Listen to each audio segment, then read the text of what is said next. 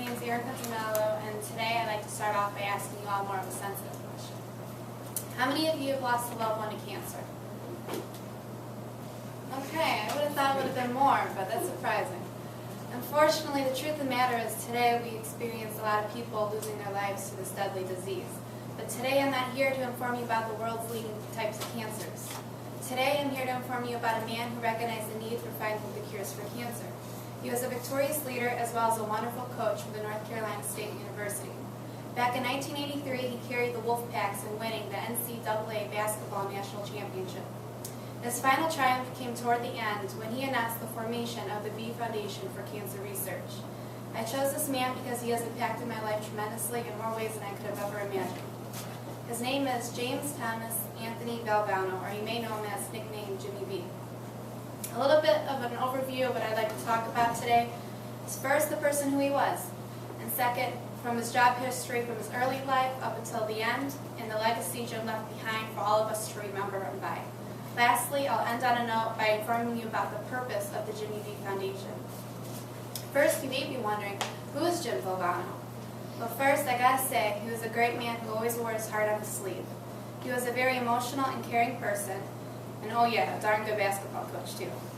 He was a mischievous middle son between two brothers born to Rocco and Angelina Valvano, and he married his high school sweetheart, Pamela Levine. She had 3 kids, all girls, Jamie, Nicole, and Leanne. I tend to think of him as being one of the world's greatest coaches right up to Vince Lombardi. Next, Jim's early life. According to Coaches.com, when he was 17, he took out a white index card and wrote down all of his professional aspirations, kind of like a bucket list. His first goal, he not only wanted to play basketball in high school, but as well in college. Then he would become an assistant basketball coach, then even a head coach. After that, he planned on achieving a victory title, and his ultimate goal was to cut down the nets after winning a national championship. However, anyone can just write down their goals on an index card or a sheet of white paper, but Jim wasn't a talker, he was a doer. He put a lot of time, work, and effort into achieving his goals. But you may be wondering, how did he go about doing all that? Well, Jim had several talented qualities. One being he was a man of action. A quote stated by Jim himself, "There are 86,400 seconds in a day, and it's up to you to decide what to do with them." It was in that moment that Jim decided to do it all. He reached his highest level of success as a basketball coach and as an award-winning commentator for ABC and ESPN. He authored 3 books and gave thousands of motivational speeches to corporations across the country. Jim wanted to do other things, learn about other professions. He refused to limit himself to the boundaries of a coach's position. But simply, Jim enjoyed diversity. Second, Jim was a man of the people. He had deep love for people, but it was more than an outgoing nature. He made you believe that you mattered to him, even if you only shared a few moments with him. According to Jamie Valvano Howard, the Jim Valvano we knew could not have existed without people. He worked to motivate, stimulate, and entertain and inspire any person that entered into his life. Jim publicly shared his joy of his victories and the agony of his defeats. He most certainly enjoyed the spotlight, but he always wanted others to learn the way to which he lived his life. Now, this is where Jim's shining moment of courage came into play. According to Jamie Howard, Jim spent the final 10 months of his life giving the personal insights to the life of a cancer patient in the hope that he could bring some attention to the disease that affects millions nationwide.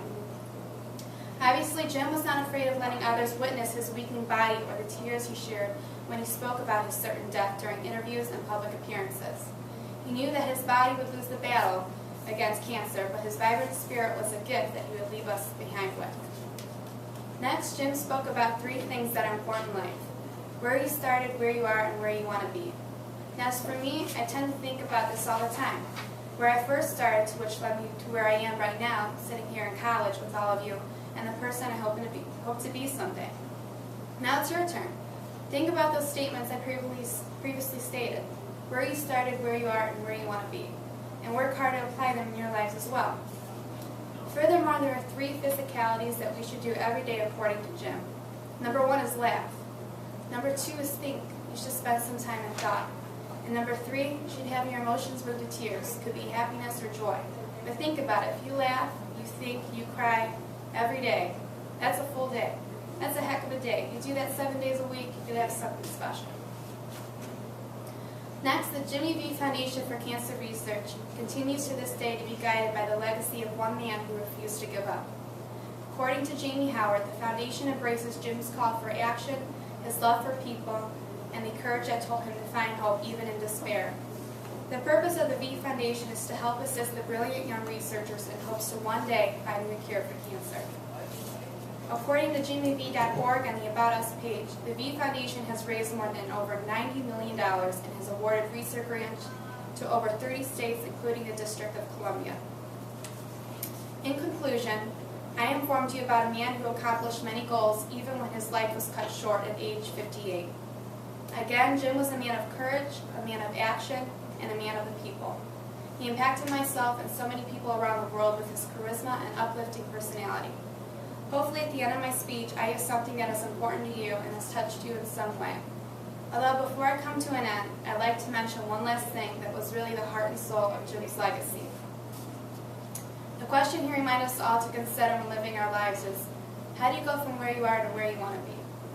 Jim states the answer is, you have to have an enthusiasm for life, you have to have a goal, and you have to have a dream, and the ability to be willing to work for it. Thanks.